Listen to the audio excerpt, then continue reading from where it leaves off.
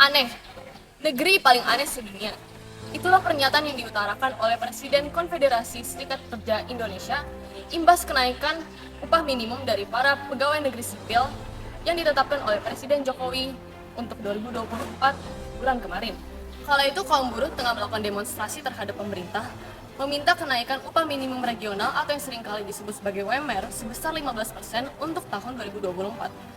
Demonstran memandang bahwa kenaikan UMR yang ditetapkan tidaklah adil dan belum mencukupi. Lantas apakah benar bahwa UMR memang belum sesuai dengan standar pengeluaran masyarakat untuk memenuhi kebutuhan hidupnya sehari-hari?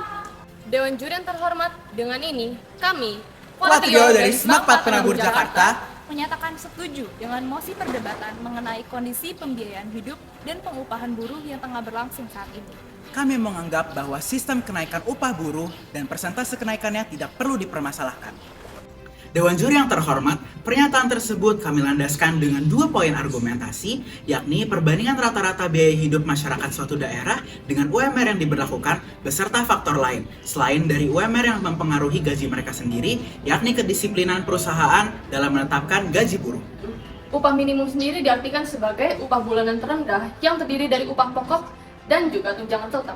Di tahun ini, upah minimum regional tertinggi dipegang oleh Kabupaten Karawang, Jawa Barat, yang berhasil menyusul nominal UMR dari DKI Jakarta, yakni sebesar 5,17 juta. Sementara itu, nominal UMR terkecil dipegang Kabupaten Banjarnegara di Jawa Tengah, yakni sebesar 1,95 juta. Dapat terlihat bahwa memang terdapat perbedaan angka yang cukup signifikan. Meski begitu, besaran tersebut bukanlah sembarang angka maupun bentuk ketidakadilan dari pemerintah pusat. Faktanya, tiap daerah di Indonesia memiliki biaya hidup yang berbeda-beda akibat faktor ketersediaan bahan pangan, transportasi, jarak antar lokasi, dan lain-lainnya.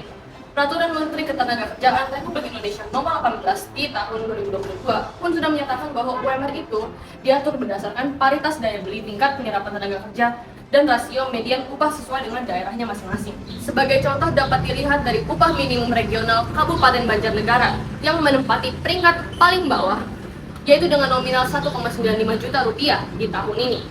Kendati memiliki UMR yang begitu rendah, ternyata biaya hidup di situ pun ternyata tidak tinggi.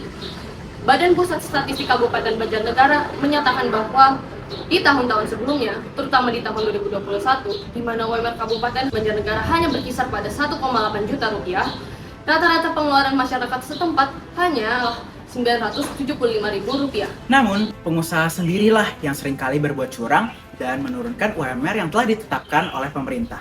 Faktanya, pemerintah telah menyediakan jalan alternatif bagi perusahaan yang mengaku tidak mampu memenuhi standar UMR melalui permohonan penangguhan upah minimum. Prosedur pengajuan penangguhan upah minimum diatur dalam Keputusan Menteri Tenaga Kerja dan Transmigrasi Nomor 231 Kode MEN Tahun 2003 tentang tata cara penangguhan pelaksanaan upah minimum. Perusahaan yang berkeinginan untuk mengajukan permohonan wajib melampirkan kesepakatan tertulis antara pengusaha dengan buruh melalui kesepakatan bipartit serta laporan keuangan usaha yang menjabarkan perhitungan finansial usaha selama 2 tahun terakhir dari waktu pengajuan dilakukan. Namun dalam penerapannya, banyak perusahaan di Indonesia yang mengabaikan pengajuan penangguhan upah minimum dari pemerintah ini. Perusahaan yang dianggap tidak mampu memenuhi kebutuhan hidup buruhnya membuahkan stigma negatif dari sudut pandang konsumen sehingga akan berdampak buruk bagi perkembangan usaha.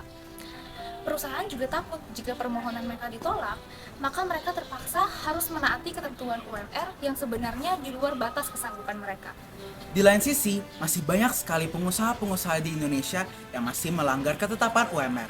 Hal ini dipengaruhi oleh fakta gelap bahwa adanya kecurangan-kecurangan finansial yang dilakukan oleh pengusaha dalam lapangan pekerjaan, sehingga tidak sesuai dengan manipulasi data yang dituangkan dalam laporan keuangan perusahaan tersebut.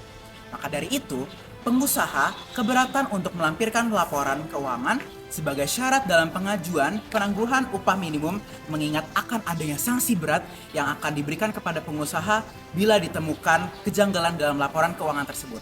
Jelas sudah tidak perlu adanya kenaikan UMR yang harus dilakukan oleh pemerintah. Akan tetapi, pengusahalah yang harus lebih memperhatikan buruhnya untuk mendapatkan UMR yang sesuai dengan ketentuan.